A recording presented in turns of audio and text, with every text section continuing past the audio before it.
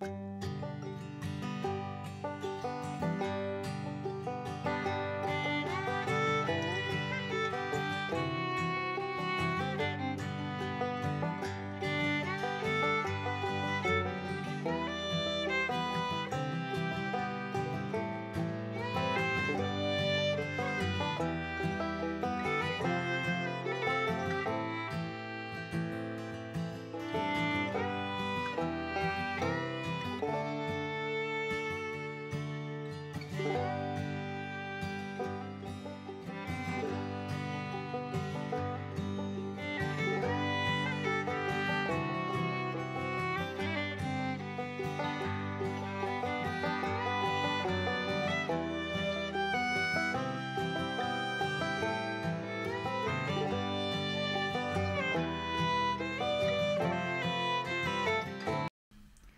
అండి, నమస్తే.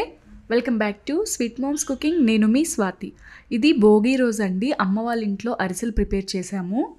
ఇక్కడ అరిసెల వీడియో అనేది నేను చిన్న వ్లాగ్ లాగా షూట్ చేశాను. మేము కూడా ఉంటాము, ఓన్లీ రెసిపీయే కాదు. అండ్ మనం రెసిపీ ఎలా చేసుకోవాలనేది మీకు క్లియర్గా నేనైతే చెప్తానండి. అరిసెల పాకం చాలా కష్టం, అందరికీ రాదు. అమ్మ అయితే ముందు రోజు ఈవినింగే బియ్యం నానబెట్టింది. 3 కేజీల బియ్యం నానబెట్టింది ముందు రోజు ఈవినింగ్. అంటే నిన్నటి సాయంత్రం నానబెడితే ఈరోజు పొద్దున్న 10 గంటలకు మిల్లుకి పంపించి ఆడిచ్చారు. 3 కేజీల బియ్యానికి 5 కేజీల పిండి అయిందంట. వాటర్లో బాగా నానుతాయి కదా, బాగా నానాక 5 కేజీల పిండి. అంటే బాగా నానడం వల్ల వెయిట్ ఎక్కువ చూపించింది. సో 5 కేజీస్ వరకు అని చెప్పింది అమ్మ. అయితే 3 కేజీలే నానబెట్టిందంట, కానీ 5 కేజీస్ అయ్యింది అని చెప్పింది. అలాగే అంటే 3 కేజీల బియ్యం కాబట్టి 3 కేజీల బెల్లమే తీసుకుందండి అమ్మ. మనకి బియ్యం వాటర్లో నానుతాయి కాబట్టి వెయిట్ ఎక్కువ అయింది. 3 కేజీల బెల్లం తీసుకుంది. ఆపై ఒక 1/2 కేజీ వరకు చక్కెర కూడా వేసింది. ఇక్కడ అరిసెలు అనేది పెద్ద వంట కదా, మా అమ్మకు కొద్దిగా సెంటిమెంట్ కాబట్టి చిన్న స్టవ్ ఉంటుంది కదా, అదైతే ఈజీగా ఉంటుంది, అనువుగా ఉంటుంది వండుకోవడానికని చిన్న స్టవ్ తీసుకుందమ్మ. దానికి కాస్త గంధం బొట్టు పెట్టి నాతోనే వెలిగించింది.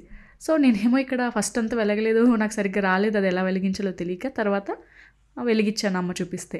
ఇప్పుడు పెద్ద తప్పేలా పాత్ర అయితే పెట్టుకుంటున్నామండి. ఇంత పెద్ద పాత్రను మనం ప్లేస్ చేయాలి. అరిసె పాకం అంటే చాలా పెద్దది కదా, అండ్ కేజీకిలోన్నర అయితే మనం చేయలేము కాబట్టి కాస్త ఎక్కువ క్వాంటిటీ. అలాగే 3 కేజీల బెల్లాన్ని కూడా నేనే దంచేసాను అనమాట. మెత్తగా దంచి ఈ విధంగా మేము యాడ్ చేసుకున్నాము. 3 కేజీల బెల్లం, అలాగే 1/2 కేజీ వరకు పంచదార, అంటే 250 గ్రామ్స్ ఆఫ్ షుగర్. 2 గ్లాసెస్ అండి, కాస్త పెద్దది. టీ తాగుతారు కదా పెద్దవాళ్ళు, అలాంటి గ్లాస్తో 2 గ్లాసెస్ ఫుల్గా అమ్మ అయితే షుగర్ యాడ్ చేసింది. కానీ 3 కేజీల బియ్యం నానేస్తే 3 కేజీల బెల్లమే తీసుకోవాలి. ఒకవేళ 5 కేజీల బియ్యం అనుకోండి, 5 కేజీల బెల్లం తీసుకోవాలి. ఆపై కొద్దిగా పంచదార. నేను ఇక్కడ వీడియో షూట్ చేస్తుంది అమ్మ వాళ్ళ ఇంట్లో ఒక అక్క ఉంటుంది కింద, అమ్మ వాళ్ళ ఇంట్లో రెంట్కుంటారు. ఆ అక్క చాలా క్లోజ్ అమ్మకి, సో తనే వీడియో షూట్ చేసింది.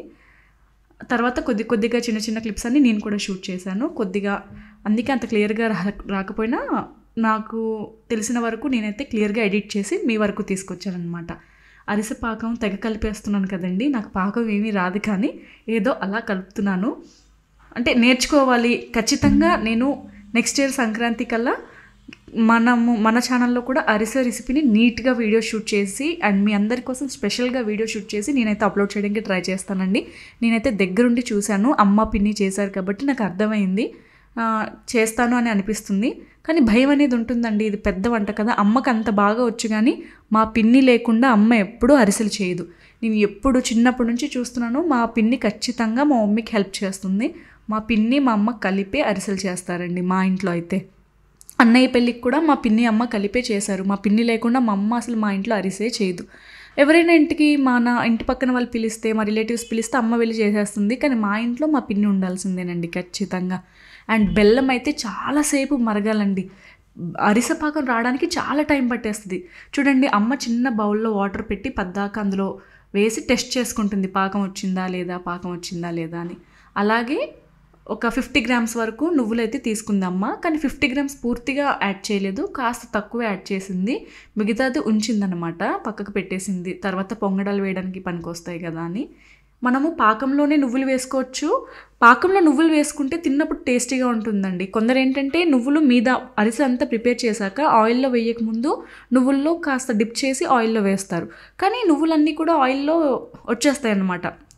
ఆయిల్‌లో తేలిపోతూ ఉంటాయి. అలా కాకుండా పాకంలో వేసుకుంటే అరిసె రుచి చాలా బావుంటుంది.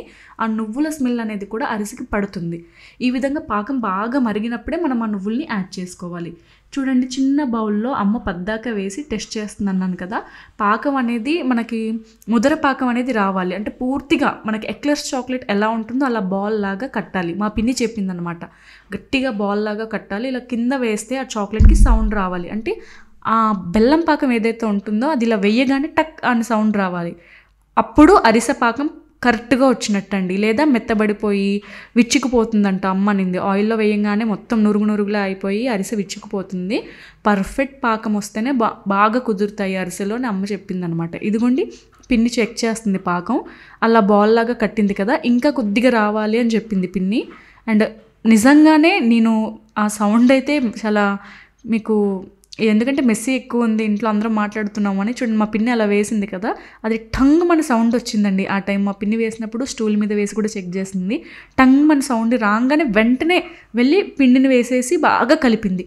చాలాసేపు కలిపారండి. ఆ 3 కేజీల పిండిలో ఆ 3 కేజీల పిండిని కూడా మా పిన్ని మా అమ్మ బాగా కలిపారు. అండ్ అరిసె పాకము, అరిసె చేయడం అనేది చాలా కష్టం. ఇద్దరైతే ఖచ్చితంగా ఉండాలండి. ఏదో ఒక హాఫ్ కేజీ, పావు కేజీ పిండి అనుకోండి మనం చేసేయచ్చు. కానీ 3 కేజీలు, 5 కేజీలు లేదా ఇంకా ఎక్కువ క్వాంటిటీ చేయాలనుకునే వాళ్ళు 2 లేదా 3 ఉండాలి. మేమైతే 3 అండి, అమ్మ, నేను, పిన్ని. వీడియో కింద అక్క షూట్ చేసింది. కొన్ని క్లిప్స్ నేను షూట్ చేశాను అక్క తన పని మీద వెళ్ళినప్పుడు. కానీ 3 చేసామండి. కానీ ఇద్దరైతే ఖచ్చితంగా మస్ట్ అండ్ షుడ్ 2 ఉండాలి. ఒకరు ఇలా కలుపుతూ ఉండాలి, ఒకరు పిండి వేస్తూ ఉండాలంట. లేతే మొత్తం పాకం చిక్కబడిపోయి పిండి పాడైపోతుంది. చాలా బ్యాలెన్స్గా చేయాలి అని చెప్పింది అమ్మ. అండ్ ఎంత పిండి వేసినా అబ్జర్వ్ చేస్తూనే ఉంటుందండి. మనం కలుపుతూనే ఉండాలి. చాలా ఎనర్జీ పెట్టి, చాలా ఫోర్స్ పెట్టి అరిసె పిండిని కలపాలి.